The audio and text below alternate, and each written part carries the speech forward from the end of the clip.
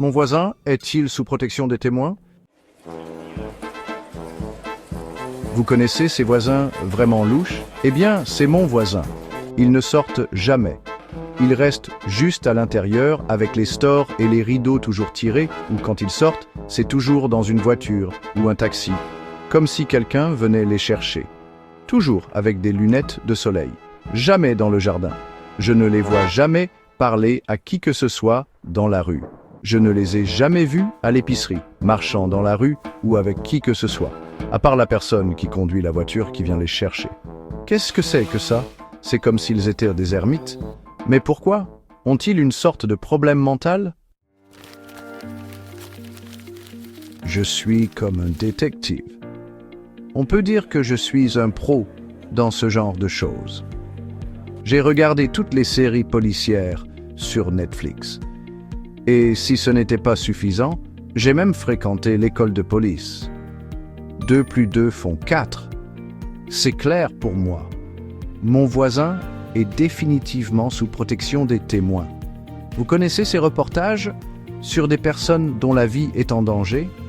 Peut-être qu'ils ont été témoins d'un trafic de drogue d'un gang et la police les utilise pour attraper les méchants.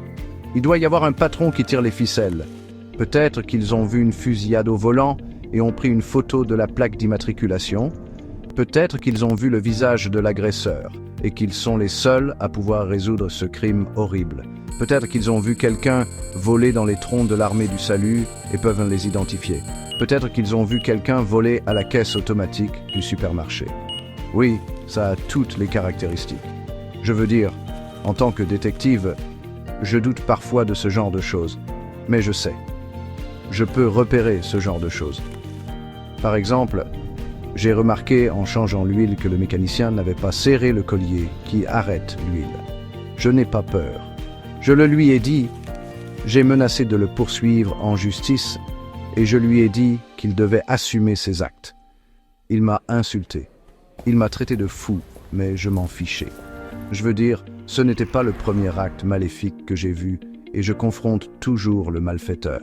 C'est ma mentalité de policier bon citoyen. Comme l'incident du facteur, j'ai vu ce type toucher le courrier. Oui, il touchait des enveloppes. Je suis sûr qu'il cherchait des cartes de crédit ou des cartes cadeaux. Il aurait facilement pu les glisser dans sa poche. Oh non, je n'allais pas laisser un voleur de courrier s'en tirer comme ça.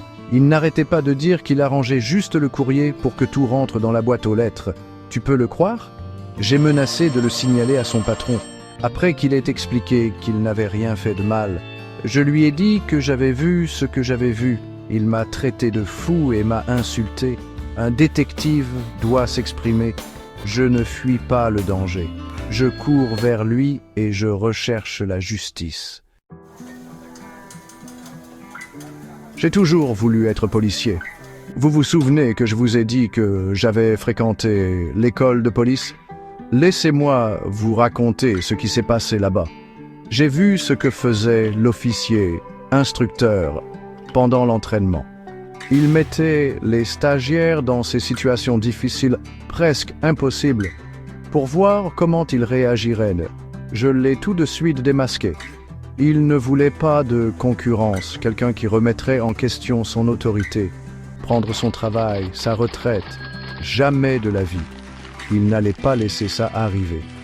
Il se tenait là et continuait à lancer des questions pièges et des problèmes inattendus.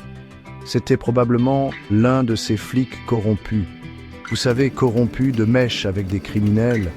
Oui, il avait tous les signes révélateurs. Il était désagréable avec tout le monde. Ses yeux bougeaient partout et il avait un gros ventre. Oui, sans aucun doute. Je lui ai dit ce que je pensais. Il m'a attrapé par la chemise et m'a dit « Rentre chez toi, gamin ». Tellement impoli. Il savait que je savais et j'étais une menace pour lui. Il me surveille. Il a probablement engagé un tueur à gages. C'est le genre de type qu'il est. Il n'appréciait pas mes compétences policières. Ce n'était pas son objectif.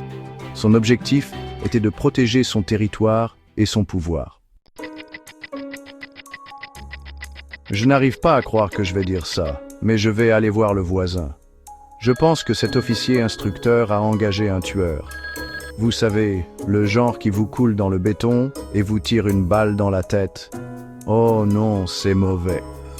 Je n'arrive pas à croire que je vais dire ça, mais je vais aller voir le voisin et lui demander comment ils ont intégré le programme. Peut-être qu'ils pourront me dire comment entrer dans le programme de protection des témoins, puisqu'ils savent que je suis en danger. J'ai besoin d'une nouvelle vie, d'un nouveau nom. Je n'ai jamais vraiment aimé mon nom de toute façon. Peut-être que je pourrais me faire refaire le nez et me laisser pousser la moustache. Ce sera parfait. Je devrais probablement m'entraîner à parler avec un accent silésien. Ce sera parfait. Le tueur à gages ne saura pas qui je suis. J'ai besoin d'un nouveau départ. Loin du mal qui rôde, loin de ceux qui suivent mes pas. Je vais sonner à la porte. Et quand elle ouvrira, je vais lui demander « Je vais aller au fond des choses. De quoi a-t-elle été témoin? Quand va-t-elle témoigner? Et où va-t-elle aller ensuite? Et enfin, pourquoi porte-t-elle ses lunettes de soleil à l'intérieur? Je suis prêt. » Je suis allé et j'ai sonné à la porte. Et elle a ouvert. Elle était gentille. Je lui ai raconté mon histoire. J'ai commencé à lui poser des questions sur la façon d'intégrer le programme et elle a juste dit « Quel programme? De quoi parlez-vous » La seule question à laquelle je peux répondre est « Pourquoi je porte des lunettes de soleil à l'intérieur » Mon ophtalmologiste m'a dit après mon opération de la cataracte que mes yeux sont très sensibles à la lumière et c'est le cas. J'espère que ça ira mieux. Ça me dérange tellement que je ne sors pas vraiment. Je ne peux même pas voir mes amis. Alors, qu'avez-vous dit?